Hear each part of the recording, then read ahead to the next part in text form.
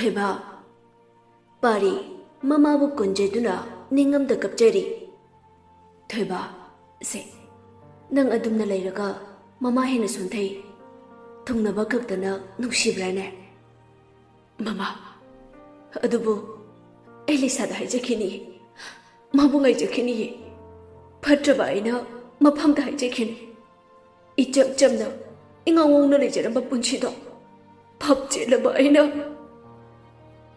थोइबा वखन खरसु फथबतमु कैदोबगे मसीदी ईश्वर मागी लीलाने ममा ऐना गंगतने मापु हौजि कदाइदा लेरमगनी ममा मफम कदाइदनो माना लेरमगदबा माग नुपिने ममा इमासुने लेसादो टेक्ता काइदबा हाइना ईश्वर मागी मफमदा निजरिबनी थोइबा तुममदाइ खुदिंग नबानीगी थवाई कौसिनजदुना तुमलिबनीने पारी कप्तुना खांगजबा नत्तना उपाय करिसु लेजदे नुपा ओइरबसु खोंजेल थोकना कपजेखि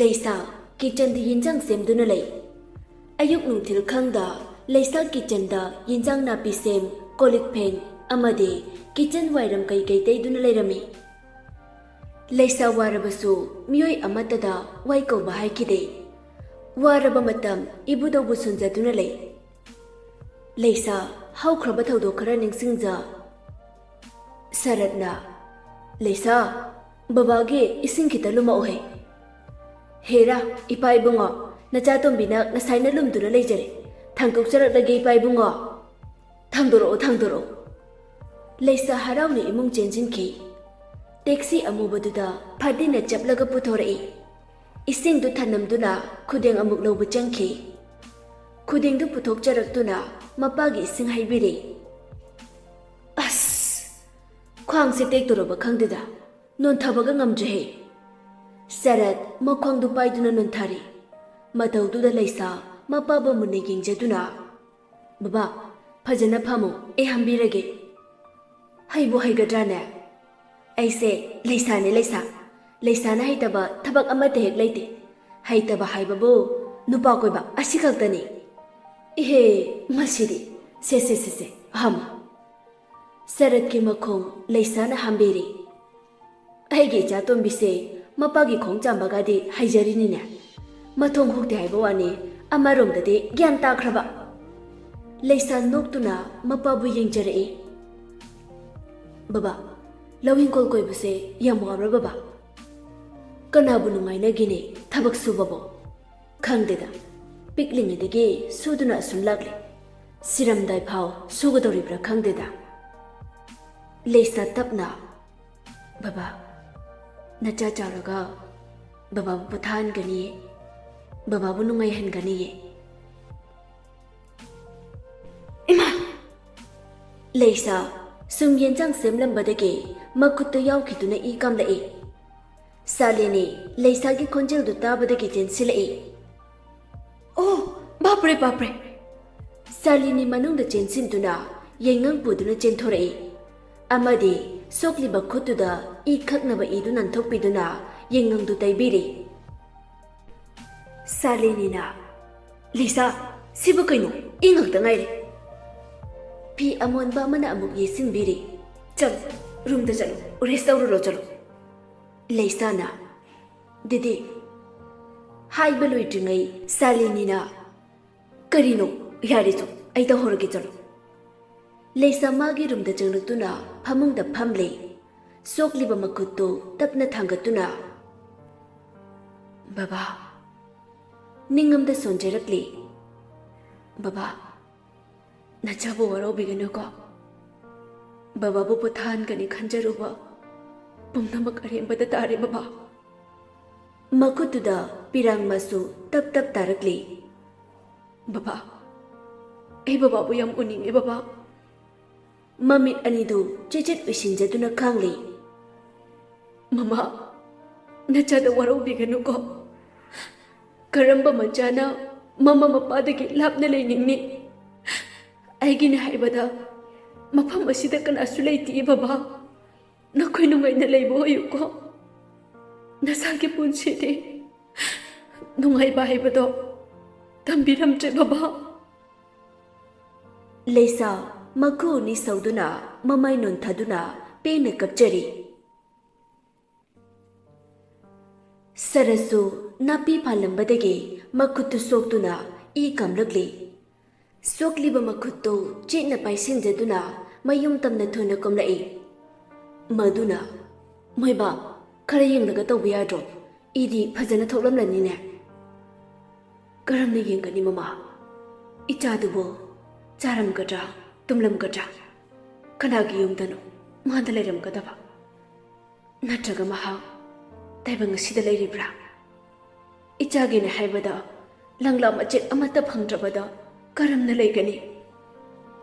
ꯇꯣꯛꯄꯤꯔꯣ ꯃꯩꯕꯥ, ꯃꯃꯥ ꯑꯃꯅꯦ ꯍꯥꯏꯕꯗ ꯃꯇꯤꯛ ꯆꯥꯗ꯭ꯔꯕꯤ ꯑꯩꯅꯦ꯫ ꯏꯆꯥꯗꯨꯅ ꯂꯩꯇ꯭ꯔꯕ ꯃꯇꯝꯗꯗꯤ ꯃꯥꯅ ꯋꯥꯖꯈꯤꯕ ꯃꯤꯠꯃꯥꯡꯗ ꯄꯨꯝꯅꯃꯛ ꯊꯣꯛꯂꯛꯏ꯫ ꯃꯃꯥ ꯑꯃꯒꯤ ꯃꯤꯅꯨꯡꯁꯤ ꯏꯟꯊꯤꯅ ꯐꯪꯖꯈꯤꯗ꯭ꯔꯕꯤ ꯏꯆꯥꯗꯣ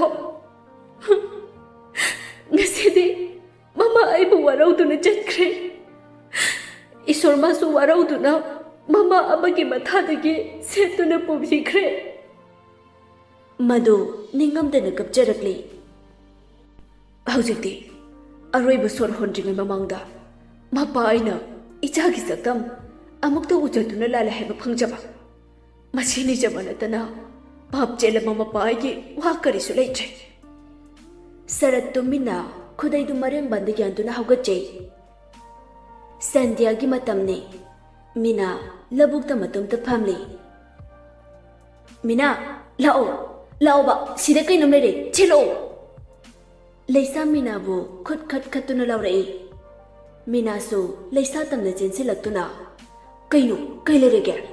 ꯇꯨꯇꯨ ꯑꯁꯤꯅꯤ, ꯈꯨꯔꯥꯛꯅꯤ, ꯃꯣꯏꯅꯤ ꯂꯩꯃꯤꯟꯅꯩꯁꯦ ꯃꯇꯩ ꯃꯅꯥꯎ ꯑꯣꯏꯔ ꯃꯥꯜꯂꯤ꯫ ꯑꯥꯏ ꯃꯥꯅꯤꯅꯦ, ꯑꯁꯨꯛ ꯄꯤꯛꯂꯤꯕ ꯃꯣꯏꯅ ꯃꯋꯥꯒ ꯀꯣꯏꯗꯅ ꯆꯤꯡꯊꯣꯛꯁꯤ꯫ ꯀꯨꯔꯥꯛ ꯑꯅꯤ ꯄꯨꯟꯅ ꯂꯩꯖꯔꯝꯕ ꯑꯗꯨ ꯃꯕꯥꯅꯤꯅ ꯇꯨꯡꯗꯒꯤ ꯇꯞꯅ ꯑꯃꯃꯝ ꯁꯠꯇꯣꯛꯅꯩ꯫ ꯃꯤꯅꯥ ꯅꯣꯛꯂꯗꯨꯅ ꯀꯥꯏꯅꯔꯦ ꯀꯥꯏꯅꯔꯦ, ꯃꯇꯩ ꯃꯅꯥꯎ ꯀꯥꯏꯅꯔꯦ꯫ ꯂꯩꯁꯥꯅ ꯁꯦꯠꯇꯣꯛꯅꯔꯦ ꯁꯦꯠꯇꯣꯛꯅꯔꯦ, ꯃꯇꯩ ꯃꯅꯥꯎ ꯁꯦꯠꯇꯣꯛꯅꯔꯦ꯫ ꯃꯕꯥꯅꯤ ꯃꯈꯨꯠꯅ ꯀꯨꯔꯥꯛ ꯑꯗꯨꯕꯨ ꯑꯃꯃꯝ ꯄꯥꯏꯗꯨꯅ ꯅꯣꯛꯅ ꯅꯣꯛꯅ ꯍꯔꯥꯎꯅ ꯆꯣꯡꯕꯤ ꯁꯥꯟꯅꯔꯤ꯫ ꯃꯤꯅꯥ ꯑꯩꯒꯤꯁꯤꯅ ꯅꯨꯄꯥ ꯃꯥꯜꯂꯤ꯫ ꯃꯤꯅꯥ ꯀꯨꯔꯥꯛꯇꯨ ꯃꯨꯟꯅ ꯌꯦꯡꯉꯤ꯫ ꯑꯗꯨꯗꯤ ꯑꯩꯒꯤꯁꯨ ꯅꯨꯄꯤ ꯇꯥꯔꯦ, ꯃꯁꯝꯁꯨ ꯍꯧꯋꯤ꯫ ꯀꯩ ꯃꯁꯝ ꯍꯧꯋꯦꯕ? ꯆꯪꯁꯤꯜꯂꯛꯇꯨꯅ ꯌꯦꯡꯉꯤ꯫ ꯇꯨ ꯑꯃꯨꯕ ꯌꯥꯎꯏꯁꯤꯗꯤ꯫ ꯂꯩꯁꯥꯅ ꯅꯪ ꯑꯁꯣꯝꯗ ꯊꯥꯗꯣꯛꯈꯣ, ꯑꯩꯁꯨ ꯑꯁꯣꯝꯗ ꯊꯥꯗꯣꯛꯈꯤꯒꯦ, ꯅꯨꯡꯁꯤꯅꯍꯟꯒꯨꯝꯁꯦ ꯑꯅꯤꯁꯦ, ꯑꯉꯥꯡ ꯑꯣꯏꯃꯜꯂꯤꯕ, ꯃꯃꯥ ꯃꯄꯥꯅ ꯐꯨꯕꯤꯅꯤꯕ꯫ ꯀꯨꯔꯥꯛꯇꯨ ꯅꯥꯀꯟ ꯅꯥꯀꯟꯗ ꯊꯥꯗꯣꯛꯄꯤꯗꯨꯅ ꯂꯧꯔꯤꯗꯒꯤ ꯄꯤꯔꯨꯛ ꯃꯟꯗꯨꯅ ꯃꯕꯥꯅꯤ ꯆꯥꯔꯤ꯫ ꯃꯤꯅꯥꯅ ꯂꯤꯁꯥ ꯍꯣꯔꯦꯟꯗꯤ ꯈꯣꯏꯌꯦꯡ ꯊꯣꯡꯅꯤ, ꯍꯣꯔꯦꯟ ꯅꯨꯃꯤꯗꯥꯡꯒꯤ ꯌꯦꯟꯖꯥꯡ ꯇꯨꯃꯤꯟꯅ ꯄꯤꯔꯛꯀꯦ, ꯅꯪ ꯅꯊꯟꯗ ꯌꯦꯅꯈꯥꯗ ꯂꯣꯟꯅ ꯆꯥꯎꯀꯣ, ꯅꯣꯏ ꯆꯦ ꯁꯛꯊꯤꯕꯤꯗꯣ ꯄꯤꯖꯅꯨꯀꯣ꯫ ꯂꯩꯁꯥꯗꯤ ꯃꯤꯅꯥꯒꯤ ꯋꯥꯗꯨꯗ ꯄꯦꯟꯅ ꯅꯣꯛꯆꯔꯤ꯫ ꯂꯩꯁꯥ,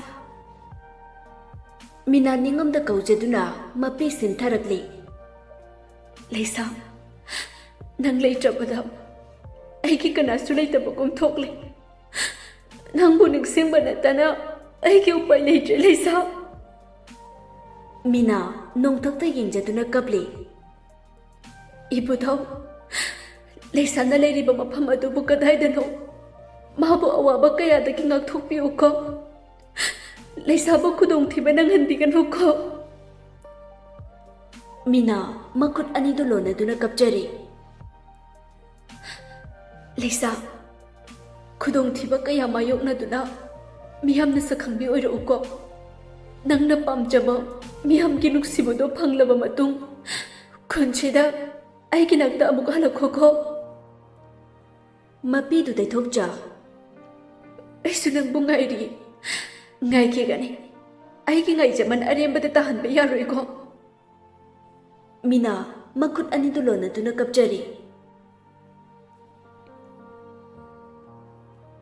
ꯂꯩꯁꯥꯁꯨ ꯃꯈꯨꯠ ꯁꯣꯛꯈꯤꯕꯗꯒꯤ ꯍꯥꯎꯁꯤꯡꯗ ꯑꯃꯨꯛ ꯁꯦꯕꯥ ꯇꯧꯈꯤ꯫ ꯀꯣꯔꯁ ꯇꯧꯕ ꯂꯣꯏꯈꯤꯕ ꯃꯤꯁꯤꯡꯒꯤ ꯔꯨꯝꯁꯤꯡ ꯁꯦꯡꯗꯨꯅ ꯑꯃꯗꯤ VIPꯒꯤ ꯔꯨꯝꯅꯆꯤꯡꯕ ꯁꯦꯡꯗꯨꯅ ꯑꯃꯨꯛ ꯂꯩꯔꯛꯈꯤ꯫ ꯋꯥꯖꯔꯕꯁꯨ ꯂꯩꯁꯥ ꯇꯨꯡ ꯍꯟꯅ ꯌꯦꯡꯕꯗ ꯀꯅꯥꯁꯨ ꯎꯔꯝꯗꯦ꯫ ꯑꯍꯤꯡ ꯑꯊꯦꯡꯕꯗ ꯊꯥꯕꯜ ꯑꯃꯗꯤ ꯊꯋꯥꯟꯃꯤꯆꯥꯛꯇ ꯃꯥꯒꯤ ꯑꯋꯥ ꯅꯨꯡꯉꯥꯏ ꯋꯥꯀꯠꯆꯕ ꯅꯠꯇꯅ ꯎꯄꯥꯏ ꯂꯩꯖꯔꯝꯗꯦ꯫ ꯃꯍꯥꯛꯅ ꯍꯥꯎꯁꯤꯡꯗ ꯁꯦꯕꯥ ꯇꯧꯕ ꯃꯇꯝꯗ ꯄꯨꯝꯅꯃꯛ ꯁꯦꯡꯗꯨꯅ ꯍꯣꯠꯅꯖꯈꯤ꯫ ꯃꯍꯥꯛꯀꯤ ꯃꯁꯥꯗ ꯍꯪꯒꯣꯏꯕ ꯇꯨꯀꯠꯆꯕ ꯀꯔꯤꯅꯣ ꯍꯥꯏꯕ ꯈꯪꯈꯤꯗ꯭ꯔꯦ꯫ ꯑꯥꯔꯁꯝꯗ ꯂꯩꯕ ꯊꯥ 4 ꯐꯥꯔꯕ ꯃꯇꯨꯡꯗ ꯂꯩꯁꯥꯕꯨ ꯍ꯭ꯌꯨꯃꯦꯟ ꯔꯤꯁꯣꯔꯁꯇꯒꯤ ꯃꯤꯑꯣꯏ ꯑꯃꯅ ꯀꯧꯔꯛꯈꯤ꯫ ꯂꯩꯁꯥ HR ꯗ ꯂꯥꯛꯇꯨꯅ ꯐꯝꯃꯤ꯫ ꯔꯟꯕꯤꯔꯅ "ꯂꯩꯁꯥ ꯑꯖꯥ."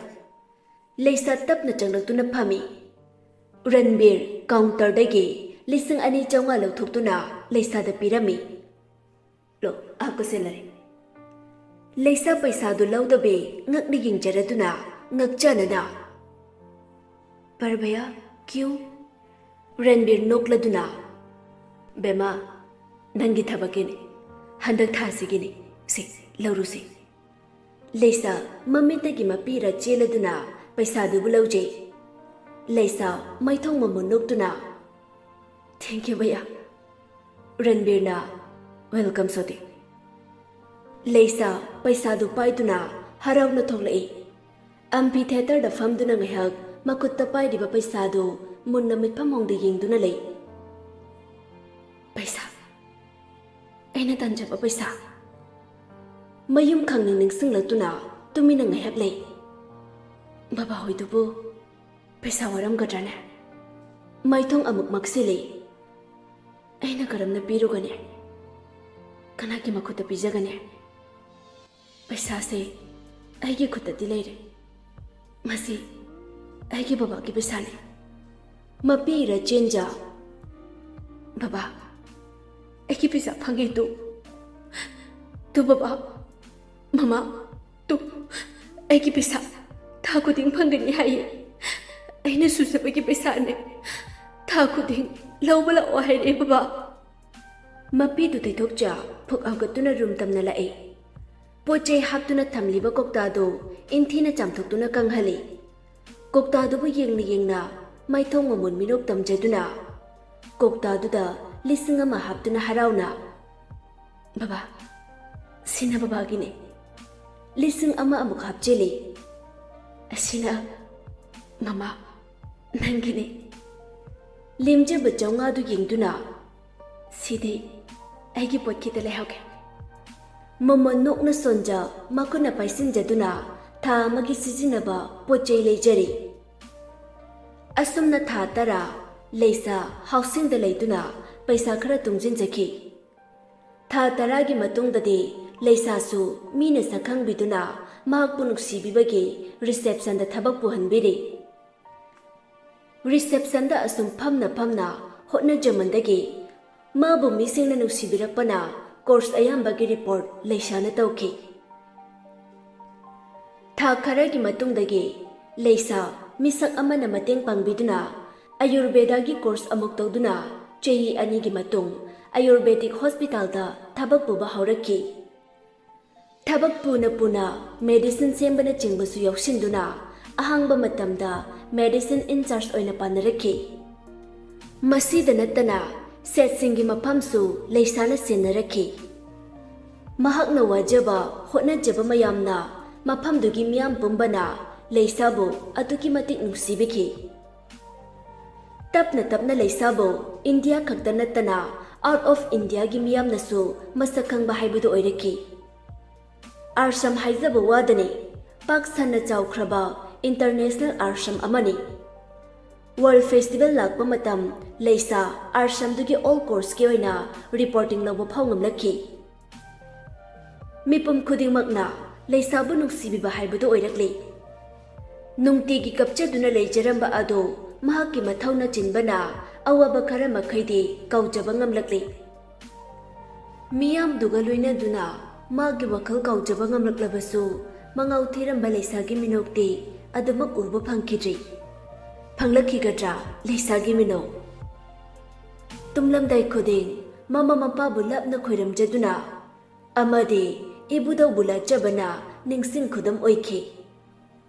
अंगकपनि इंगाउ गाउना हौजरखिबि लैसा ngasidi malemgi oiraba arsamduda miyamgi damak honaja mipum खुदिमकना mahakpu nungshiki। ꯄꯥꯔꯤꯁꯨ ꯃꯈꯣꯡ ꯐꯖꯅ ꯆꯠꯄ ꯉꯝꯂꯛꯈꯤ꯫ ꯑꯗꯨꯕꯨ ꯂꯩꯁꯥ ꯊꯤꯕ ꯌꯥꯕ ꯊꯤꯖꯩ, ꯐꯪꯕ ꯀꯧꯖꯕ ꯂꯩꯖꯈꯤꯗꯦ꯫ ꯄꯥꯔꯤ ꯖꯣꯁꯀꯤ ꯂꯪꯂꯥ ꯂꯪꯖꯤꯟ ꯃꯆꯦꯠ ꯑꯃ ꯐꯥꯎꯕ ꯐꯪꯕ ꯉꯝꯗꯅ ꯂꯩꯔꯤ꯫ ꯃꯁꯤꯅ ꯃꯔꯝ ꯑꯣꯏꯔꯒ ꯃꯁꯥꯗꯣ ꯑꯁꯥꯎꯕ ꯍꯥꯏꯕꯗꯣ ꯑꯗꯨꯃꯛ ꯑꯣꯏꯔꯤ꯫ ꯄꯥꯔꯤꯁꯨ ꯑꯉꯧꯕ ꯑꯃꯒꯨꯝ ꯉꯧꯆꯦꯠꯅꯕ ꯍꯥꯏꯕꯗꯨ ꯑꯣꯏꯔꯛꯈꯤ꯫ ꯂꯩꯁꯥ, ꯂꯩꯁꯥ, ꯀꯗꯥꯏꯗ ꯂꯩꯒꯦꯅꯦꯍꯦ?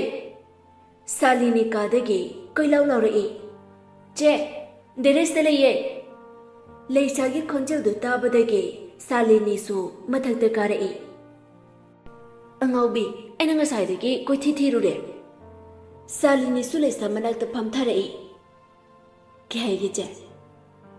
ꯍꯌꯦꯡꯗꯤ ꯁꯤꯇꯤꯗ ꯆꯠꯂꯨꯁꯦ꯫ ꯂꯩꯁꯥꯅ ꯀꯅꯥ ꯀꯅꯥ? ꯀꯅꯥ ꯀꯅꯥ ꯆꯠꯇꯣꯔꯤꯒꯦ? ꯂꯩꯁꯥꯅ ꯀꯅꯥ ꯀꯅꯥꯅꯣ ꯆꯦ? ꯀꯅꯥ ꯀꯅꯥꯅꯣ ꯍꯥꯏꯗꯤ? ꯆꯦ, ꯑꯩ ꯆꯠꯄ ꯇꯜꯂꯤ꯫ ꯀꯩꯒꯤꯅꯣ ꯏꯕꯦꯝꯃ? ꯀꯩꯗꯧꯔꯒꯦ?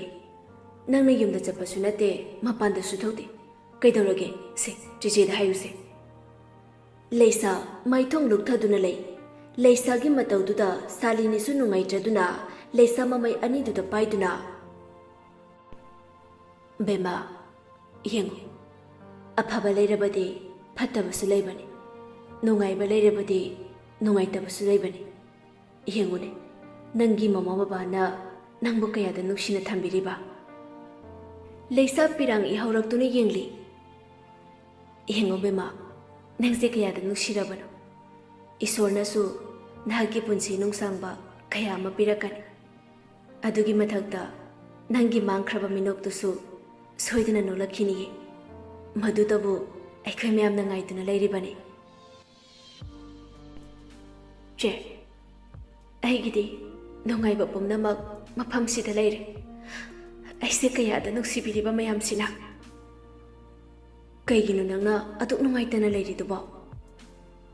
ꯀꯩꯁꯨ ꯇꯧꯗꯦꯁꯦ꯫ ꯐꯔꯦꯁꯦ, ꯍꯌꯦꯡꯗꯣ ꯑꯩꯈꯣꯏ ꯑꯅꯤ ꯁꯣꯄꯤꯡ ꯆꯠꯂꯨꯁꯤꯀꯣ? ꯆꯦ, ꯁꯃꯥ ꯗꯤꯗꯤꯒ ꯄꯨꯟꯅ ꯆꯠꯃꯤꯟꯅꯔꯣ꯫ ꯑꯩꯗꯤ ꯂꯥꯛꯑꯔꯣꯏꯒꯦ꯫ ꯀꯩꯒꯤ ꯂꯥꯛꯑꯣꯏꯗꯣꯏꯅꯣ? ꯅꯪꯅ ꯃꯐꯝꯁꯤꯗ ꯂꯩꯔꯛꯏꯁꯤ ꯀꯌꯥꯝ ꯀꯨꯏꯔꯛꯑꯦ? ꯑꯥꯔꯁꯝꯁꯤꯗꯒꯤ ꯃꯄꯥꯟꯁꯨ ꯊꯣꯛꯇꯦ꯫ ꯍꯌꯦꯡꯗꯤ ꯁꯨꯇꯤ ꯂꯧꯔꯣ, ꯑꯗꯨꯒꯅꯦ ꯆꯥꯛꯆꯥ ꯇꯣꯛꯑꯒ ꯆꯤꯆꯦꯒ ꯆꯠꯂꯁꯤꯀꯣ? ꯁꯥꯂꯤꯅꯤꯁꯨ ꯃꯈꯥꯗ ꯀꯨꯝꯈꯤ꯫ ꯑꯩꯕꯨ ꯆꯠꯀꯗ꯭ꯔꯥꯅꯦ?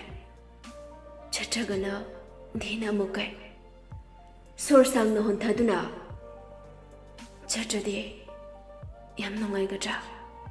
ꯀꯝꯗꯧꯅꯦ? ꯅꯣꯡꯉꯥꯜꯂꯗꯨꯅ ꯂꯩꯁꯥꯁꯨ ꯅꯝꯗꯨꯅ ꯁꯥꯂꯤꯅꯤꯅ ꯃꯄꯥꯟꯗ ꯄꯨꯊꯣꯔꯛꯂꯤ꯫ ꯂꯩꯒꯗꯕ ꯄꯣꯠ ꯂꯩꯔꯕ ꯃꯇꯨꯡ, ꯕꯦꯝꯃ, ꯃꯇꯝꯁꯨ ꯌꯥꯝ ꯉꯜꯂꯤ, ꯐꯤꯂꯝ ꯌꯦꯡꯈꯤꯁꯦ꯫ ꯑꯁ ꯆꯦ, ꯇꯜꯂꯤꯗ, ꯌꯦꯡꯉꯔꯣꯏꯁꯦ꯫ ꯀꯩꯒꯤꯅꯣ? ꯃꯇꯝꯁꯨ ꯌꯥꯝ ꯂꯩꯔꯤꯁꯤꯕꯨ꯫ ꯁꯥꯂꯤꯅꯤꯅ ꯅꯝꯗꯅ ꯂꯩꯁꯥꯕꯨ ꯄꯨꯔꯛꯂꯤ꯫ ꯑꯗꯨꯕꯨ ꯇꯨꯡꯗꯒꯤ ꯈꯪꯍꯧꯗꯅ ꯈꯣꯟꯖꯦꯜ ꯑꯃꯅ, ꯑꯦꯛꯁꯀ꯭ꯌꯨꯁ ꯃꯤ,